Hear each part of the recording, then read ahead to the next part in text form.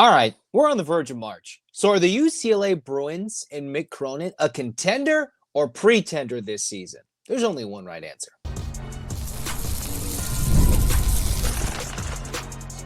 You are Locked On UCLA, your daily podcast on the UCLA Bruins. Part of the Locked On Podcast Network, your team every day. Welcome, everybody, to this edition of the Locked On UCLA Podcast. I'm your host, Zach Anderson-Yoxsimer. Thanks for making this show your first listen each and every day. It's free wherever you get your podcast, and it's available on YouTube. Like, comment, subscribe. Thanks for your support. And hey, this is your team every day. This episode is brought to you by FanDuel. Right now, new FanDuel customers can get $150 in bonus bets if you win your first $5 bet. Go check it out, FanDuel.com. All right, where we get started today, UCLA. Here we are. UCLA's got their 20th win of the season. They're sitting there, a top 25 team in the net. The Bruins are 7-7 in quad one games. They're basically a top 5 seed, top 6 seed in the NCAA tournament, depending on how these next few games go in the Big Ten tournament. So where does that leave UCLA? I came out really hot with this team, thinking, okay, I came out in the offseason believing that this is, I didn't say Final Four, but I was hinting third weekend. Heavy hint, this team can go deep. This team has the makings of that. And we've seen a lot of roller coaster rides since then, right? For the better and for the worse. So what really is this team? Well, there's the good, the bad, the ugly, the great, everything in between. UCLA just celebrated Bill Walton Day, got Mick Cronin's 500th win. Are they as close together, or do they have little inconsistencies? Everything and all the above. Here's what gives UCLA hope for this team in the 2025 NCAA tournament. 1, instead of going to true road atmospheres, UCLA is going to be at neutral sites, maybe where they might feel like road atmospheres, but UCLA, at least in the first weekend, which is still going to be a tough weekend, right? The first weekend UCLA will have to play in this NCAA tournament, whether it's a first round against mid-major, a second round game against a team that's seated higher or nearly at the same level, those will both be tough first-round matchups, and right now, I believe the latest bracketology by Joe Lunardi at this moment has UCLA a 6 seed with a West Coast first-round part in the regional. Okay, that'll save UCLA some travel miles weekend 1, but unless they get on a hot streak, they're not going to get shifted back to the West Regional, where if they stay on the West side, I think UCLA with a good draw, a good turnout in San Francisco, where the West Regional final is being held, can all lead to UCLA going on big runs. But it's not where the location of the game is played. It's the things we've seen on the court that have led UCLA to prove that they're really good or not. There's been a division in this fan base. UCLA, all they got to do is make some free throws and they can win it. UCLA is going nowhere. Well, you guys got to shut up, both of y'all, because what is the realistic of this team? The realistic part of this team, the true, if you're looking at this from a real, just, all right, this is what this team has: Sweet 16, Elite 8, and they need something to go their way for them to fall short or reach the Final Four. That's really what this team is getting to. I'm fairly confident they're getting to a second weekend. Doesn't mean they can't get shocked in the first round. Doesn't mean they won't get shocked in the second round, but I'm confident this team gets to a Sweet 16. And then we've seen in March, in recent years, when UCLA gets to the Sweet 16, the difference between those teams making it to the Elite 8 or going on a run in the NCAA tournament, you have to make one of those last-second game-winning shots or escape with a win like the Bruins nearly did with one of their better teams that won the Pac-12 a couple of seasons ago against Gonzaga, albeit very, very injured. You need one of those games to go your way. So the ceiling, the realistic ceiling of this team for UCLA is Sweet 16, floating Elite 8 if everything breaks right. That is the realistic part. And now what we have to analyze, you have to internally believe, is that a contender or a pretender? In my mind, you make it to a Sweet 16 and you're an Elite 8. In nearly every program, you're a contender because you're there. You're one of the final 8 teams. You're a call. You're a matchup away from getting to the final weekend. And I trust UCLA's defense in a final weekend scenario where they can game plan and make it as close as possible to get to a championship game. That's if everything breaks right. They're going the final few weeks, like we saw on that Final Four run a couple years ago when they went first 4 to Final Four. Is someone going to turn into a Johnny Juzang? Is that a Tyler Bilodeau moment? Is that an Eric Daly Jr. moment? Does UCLA have the size that they just haven't had in years past on this year's team with the Guy Mata and a super athletic William Kyle III? They do. Do they have the consistent shooting knocked down in the face? Not quite. Certainly not quite like the Juzang level. They don't have the elite point guard of Tiger Campbell or an NBA like Jaime Jaquez Jr. at this stage of their careers, but they've got quality players, super defenders. Think Kobe Johnson like Jalen Clark, but Kobe Johnson's more mature than Jalen Clark was in my mind a few years ago. So I think this team, if you put them Sweet 16 to Elite 8, that is contender level. Now, are they on the short list to win a national championship? Absolutely not. No, they don't. This would be one of those teams that they're not Cinderella run. They're not in, the betting favorites. They're a team that's quality, that plays good, very, very, very good defense, and is so much better offensively than they were last year, which gave us a lot of hope. A Mick Cronin team with some defense. If this team could make some free throws, we'd have a little bit better of a feeling about this team. They could have been 22-6. You could be 12-5 in conference, sitting as a top 4 seed in the Big Ten tournament, but that's just not where they're at. UCLA has found ways to lose games, and they've certainly found ways to win games against teams who have good, very good analytical ratings in the top half, right? You've got Arizona, who went on a hot streak for a while. You have a very strong win, the Bruins do, over Michigan State at home and Wisconsin. They have just yet to get that signature road victory. Now you've seen teams struggle to go into Bloomington, or Michigan State lose to Indiana, or Nebraska was on the verge of beating Michigan potentially at home in a game that was played like at a 1950s pace without a shot clock on the same night I'm recording this podcast. So all those teams that are near the top of the Big Ten have also struggled to go into similar places where UCLA has either struggled or won. So it's not just UCLA struggling by themselves. If you actually go look at the grand scheme of things, teams have gotten weird, crazy wins on the road, like USC against an Illinois team. You've got other wild wins like Indiana coming back and blowing out Purdue in the second half. Like, my goodness, for a big win that gets them back on the bubble microscope, under the microscope there. So UCLA plays quality enough defense and has some shot makers, different guys, right? You got Sky Clark making threes. You can have Bilodeau go off. You can have Daly Jr. go off. Sebastian Mack can attack the rack, and the Bruins have an interior presence, if they decide to use it, to make themselves a contender. Now, can I say right here that this team is going to win a national championship? I cannot. I have to be honest. I'm optimistic that they can go on a run, and that's all you want in the NCAA tournament, to go on a run with a team that could almost all return and turn themselves into a 2-year window, which is almost as great as you can get, a 2-year window with guys who transfer in and transfer out, 2-year window of potential greatness, and then you got to regroup. UCLA goes on a run, those NIL funding gets a little bit better, those guys stay potentially. That leaves UCLA as a pretty high watermark for 2025 to 2026. Now, to get deeper, to Final Four, a championship, to even get close to that, there is going to be a game where UCLA will absolutely suck, and they'll have to win it, right? A la Final Four in 2006, Heartbreak City, where they came back and stole one from Adam Morrison. A la the team that survived in overtime against Alabama, that survived in overtime against Michigan State, that battled Michigan to the bitter end, won by 2 in a low-scoring Elite 8 game, took Gonzaga to overtime and lost in a heartbreaker. We're going to have a lot of close games for UCLA to win because they won't give up. They're going to fight. This team has the heart of a champion, but the talent and the resolve and the consistency, no. If they turn over less than 3 times, they make their free throws, and they make a decent chunk of threes, UCLA, just with that formula alone, whoever does that, whether it's a shot block or a dunk made by Mata, whether it's an Eric Daly Jr. 3 or Sky Clark, Dalen Andrews, bucket/assist, any number of those guys, plus more, can step up and make plays well enough for this team to go far.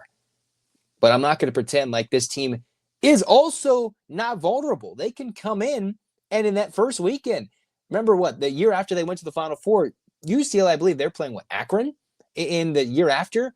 They struggled with them. So if UCLA is going to get a top-tier 11 seed, right? Say they get a West Coast West 11 seed like UC San Diego, who is potentially going to win the Big West, and they're a team that's nearly on the way in as a mid-major team that could sneak their way as an at-large, potentially. That's a tough matchup in a first round if UCLA is a 6 seed. Or if you're a 7-10, those matchups are tough. Even 5-12, right? What if you get stuck playing a tough Yale team that's a 12th seed? Don't think that'll happen to UCLA because they deserve better than getting a really tough 12 seed. But not every first-round matchup is, feasible for UCLA if the wrong team comes in, right? Think Danny Wolf, Michigan's star point guard, forward 7-footer. He came from Yale. Who are those guys that are superstars now that are out of the programs unheralded, sitting at a mid-major or a 10 seed that's sneaking in, right? Think of like the Oregons or whoever, the NC State of last year, that if UCLA runs into them, that could be the buzzsaw you never saw coming. UCLA is certainly capable of losing in the first round or the second round. Let me make that clear. I lean side contender, get second weekend, win a Sweet 16 game, and that puts you into weird, like, are they good or this a bad matchup? They're like Sweet 16 and a half. They're like the 10, right? They're that team that can get in the final 10 or 12. Do they get a bad Sweet 16 matchup? Is it an overrated 1 seed, right? Does UCLA get stuck playing somebody that is much higher caliber than they should be, considering they've lost some key road games? Key games at home, like the Minnesota game, the North Carolina game. Those are ugly eyesores on UCLA's resume right now. There's no denying it. I cannot deny this team has its weaknesses. When it comes to the clutch, in free throw shooting, the Bruins have not come through. But they've won close games. They've won quite a few close games, some of them away from home, not always in true road environments like they have in the Big Ten. But to prove that this team is a contender, they will go out in Purdue, they will go out Northwestern, and they'll play USC, and they can win those games. They can absolutely win those games now that Purdue has come back to earth. Northwestern, I think, is a very winnable game for UCLA on the road. Doesn't mean it's going to happen easily. They don't make anything easy. And then USC at home, well, USC always likes to steal one against Mick Cronin's UCLA Bruins. It just happens.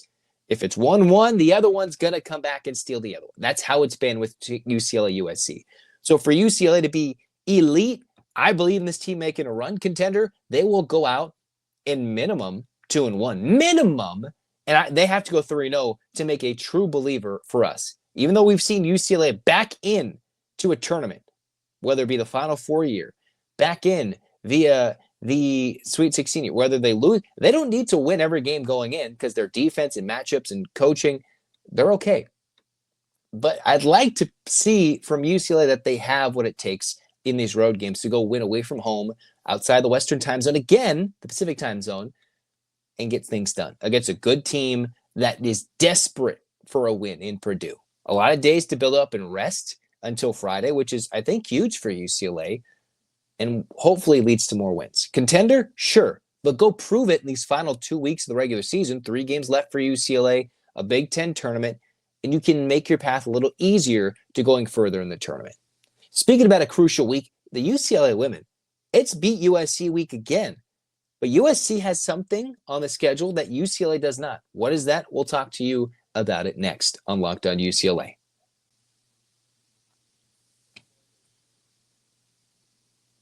March basketball is here, and there's no better way to get in on the action than with Prize Picks, the best place for daily fantasy sports. And with Prize Picks, you pick more or less on at least 2-player projections, and if you're right, you can win up to 1,000 times your cash.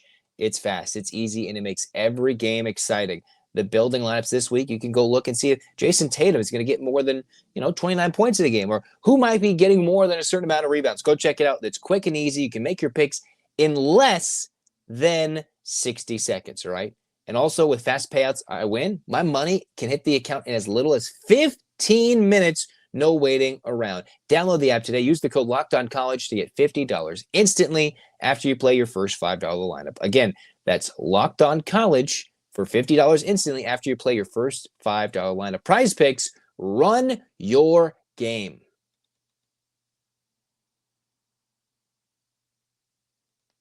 Cruising on, second segment, the UCLA women escaped Iowa City with the dub. We talked about that in the last Locked On UCLA episode. So go check that out if you want to get a more full recap, my rant against the refs.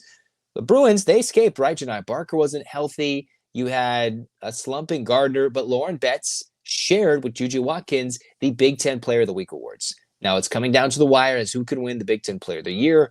Everything favors Juju because of that performance against Lauren Betts and UCLA in that first matchup. You mix in everything else, UCLA, I think, being disrespected as the number 2 team in the country. Yes, Texas, I know, played Georgia in this evening and held Georgia to 26 points. They only scored like 50 or 60 or whatever it was Texas did. I forget how many points they scored. Maybe they scored 70. They held Georgia to 26 points. That's the current number one team in the country. And your UCLA Bruins are now the second best team in the country. I think they should be rated much higher, thus number one in the country. Until then, UCLA has to simply go prove it against USC. And if UCLA doesn't beat USC at home in front of a sold-out crowd, then they don't deserve it. They won't be the number one overall seed. And they are in a little jeopardy, if they fail in the Big Ten tournament of keeping that one seed. They've gone from top overall seed to a very slight potential of slipping from the 1 to the 2. Doesn't seem like it's that big, but that's the difference between going to play South Carolina on the other side of the country, UConn on the other side of the country, Texas, Notre Dame. You'd rather stay in the state of Washington for that second round matchup. You host your first round. UCLA is going to host their own mini quadrant. They're going to get a first round set of games at home. Second round, do you want to play on the West Coast or travel against a team that'll have a bigger fan base there and be playing much closer to home in a Sweet 16 game where with the level of talent and the level of competition should be at a Final Four quality, right? This is a national championship level team, right? There is no doubt in my mind that UCLA is the best team, but they must go win a championship. They must go prove with Coach Corey Close that they're not going to fall short. Last year, they were not a Sweet 16 team. They were an Elite Eight Final Four level team, and they blew it. I think if UCLA could have beat LSU, dare I say they could have beat Iowa and Caitlin Clark. But whatever it was written better that Caitlin Clark got to the finals with her Iowa Hawkeyes to take on the undefeated South Carolina Gamecocks last year, and it's okay. But UCLA still blew it last year. And now with the team with new young talent, the sophomores now juniors, a couple of seniors there, waiting with Ledger Walker coming in next year and Sienna Betts to add to a team that will be even more loaded than this year's team. All right. So this year's freshmen will be older. All the juniors should be returning. And next thing you know, UCLA will be even better next year. But to do things for this year, what do they have that USC doesn't? UCLA was at Iowa Sunday, plays Wisconsin and Madison Wednesday. And oh, by the way, they host a Saturday night tilt at Pauley Pavilion. What is USC doing? What's Juju Watkins and those pesky USC Trojans doing with Lindsey Gottlieb? They played a Sunday matinee at home, just like they played Wednesday at home. And USC does not go anywhere. They have no games this week, let alone zero travel. It's one thing if they had a Wednesday home game. They have a bunch of days off, 5 days off in between games. How stupid is the Big Ten scheduling that you don't have both UCLA and USC on that same bye?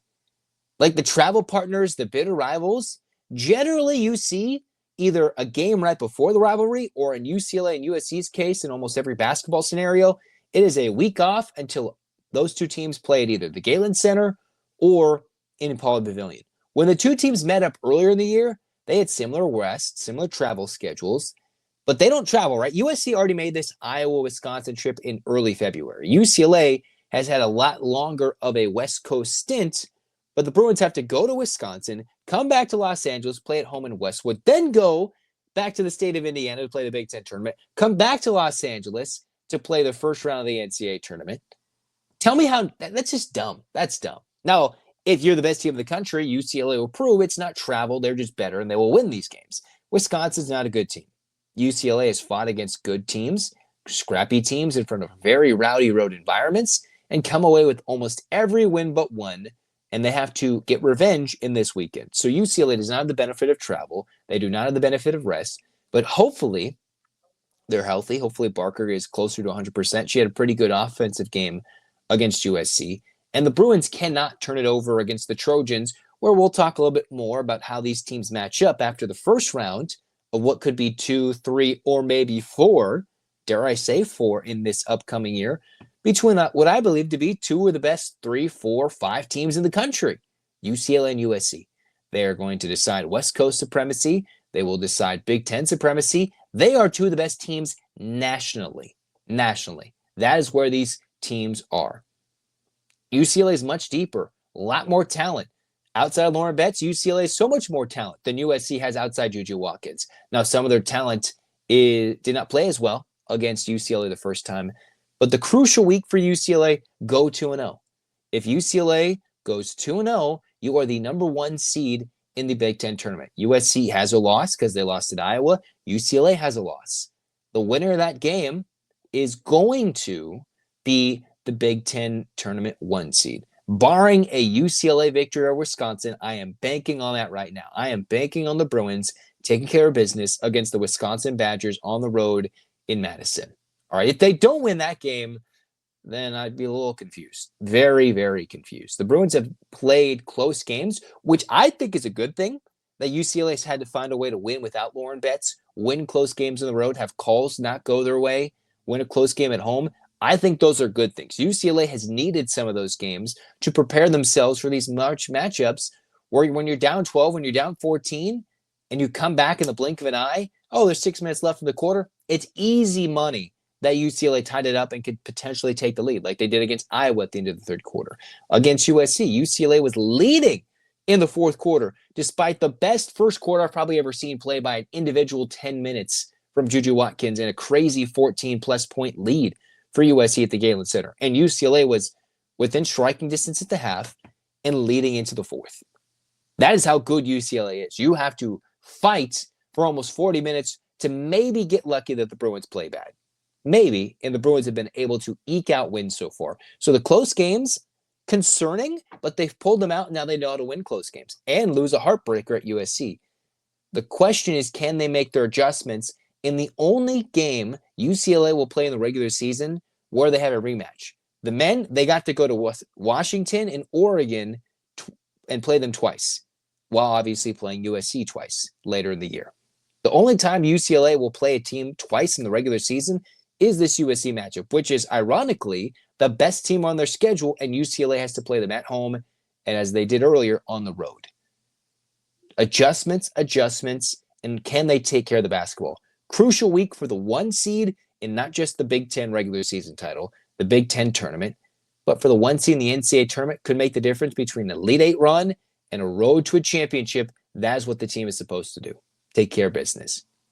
Next, we'll talk about the softball team and the baseball team. UCLA went out to the state of Texas, while the softball team went out to Palm Springs and took on some of the best teams in the country in the Mary Nutter. We'll talk about that next on Locked On UCLA.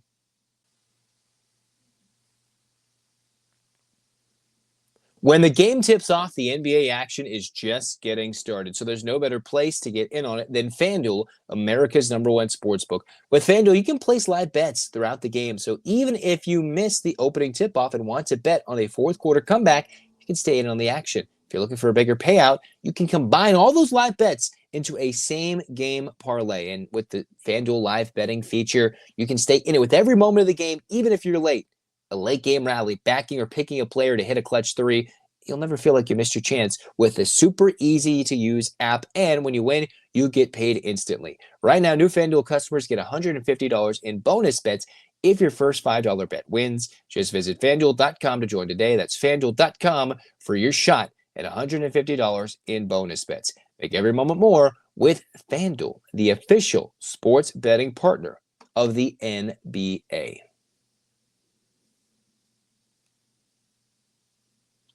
Here we go. Last segment of Locked On UCLA. We're talking spring sports, right? We're talking baseball. We're talking softball.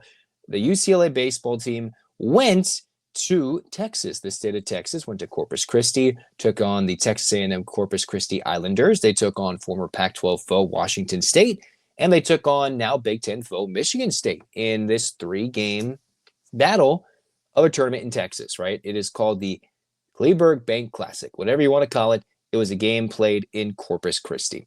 UCLA was coming off a very strong week, an opening week for John Savage's ball club. The Bruins had an opening 4-game set at home against Cal Poly, swept them with big booming games, 18 runs against the Mustangs in game 2, 16 runs in game 3 against the Stangs, including a 15-4 booming rout of the BYU Cougars on a Tuesday night midweek, and beat them. So 3 games, UCLA has put up 15 or more runs in the opening 4 games. They go to Texas. What do they do on the opening day? They fall flat on their face against the Texas A&M Corpus Christi team, where Texas A&M Corpus Christi, the Islanders, if you will, got swept by Kansas. Kansas is the 9th place team in the preseason poll in the Big 12 poll. 9th.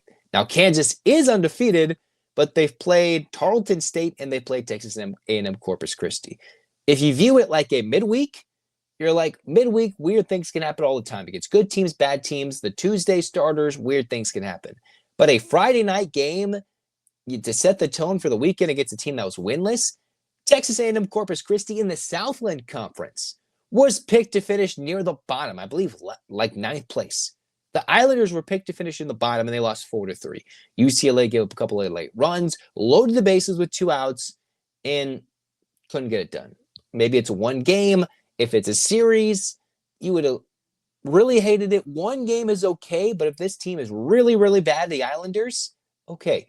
Now, Texas A&M Corpus Christi did finish the weekend with 2 more wins, both against Washington State, but okay, UCLA didn't eat that one out.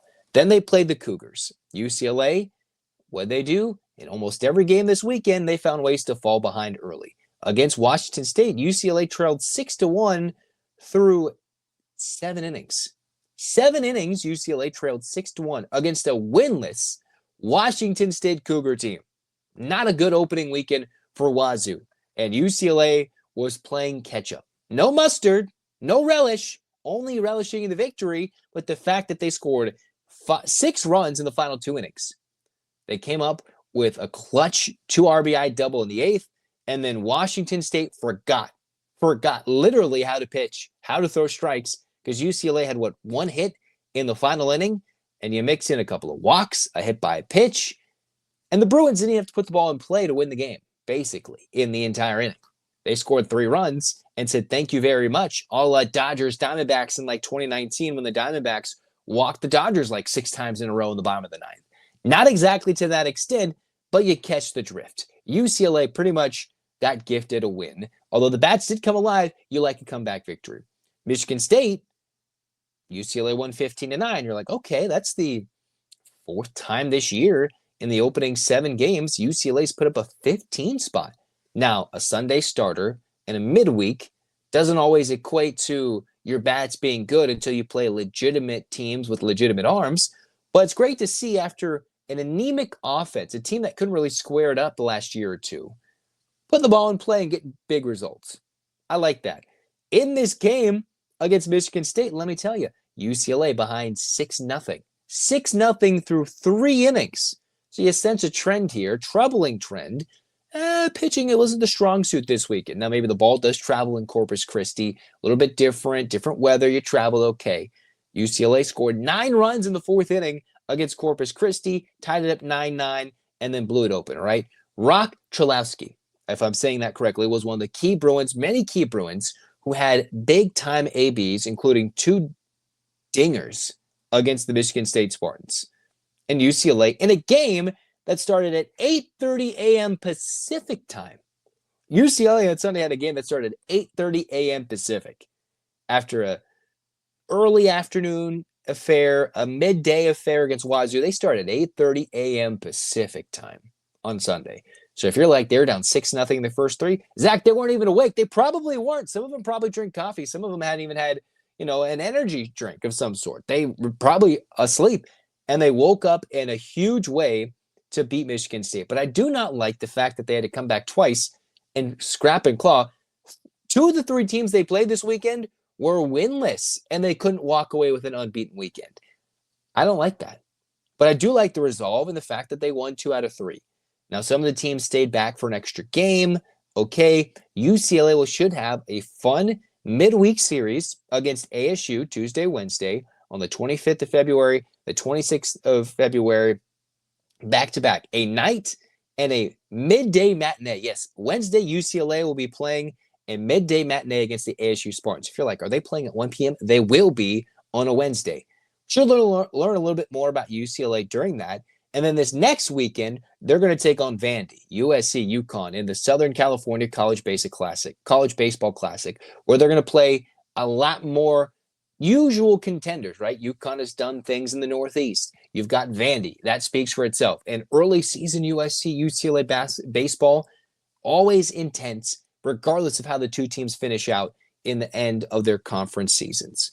We'll learn a lot more about this team going forward. I don't like falling behind against teams that don't look as good early, but only time will tell as the bats get warmer, as the season goes. Some of these early season losses, they don't even look like the same team later in the college baseball season, whoever it might be. But the bats are awake, and they've done it 2 weekends in a row in Los Angeles after a wet week heading into the opening part of the season, and they've done it at Corpus Christi. The talent is coming, the good teams are coming, and better arms are coming. If UCLA continues to score big runs against Vandy, against ASU, UConn, and USC, then okay, you're probably going to go to a UCLA game and probably sneak into the outfield and get some home run balls. It might be batting practice for the Bruins. Okay, that's what the UCLA baseball team has done. The women and Kelly Inouye Perez, they had a very tough weekend. Not a tough weekend, but they had a tough slate going into the Mary Nutter Classic, where just about every West Coast, every big-name program plays in this weekend tournament. UCLA always has been going to the Clearwater lately, and now on the fourth weekend of softball, UCLA played some tough teams. Played Missouri, won that game. Played Nebraska, run-ruled them. Played a tough Tennessee team, down, and won that game. Played Baylor, also a win. Run-ruled Arkansas. Always great to run-rule an SEC team. But then, for the second consecutive weekend, the UCLA women played a team from the ACC, lost by a run, and lost it late. And 9 a.m. start time, okay, maybe you can say, hey, you're not going to play a 9 a.m. Pacific game on the West Coast for the rest of the season, I think. But UCLA played a 9 a.m. game against Duke, which was, if by my count, 1, 2, 3, 4, their sixth game of the weekend.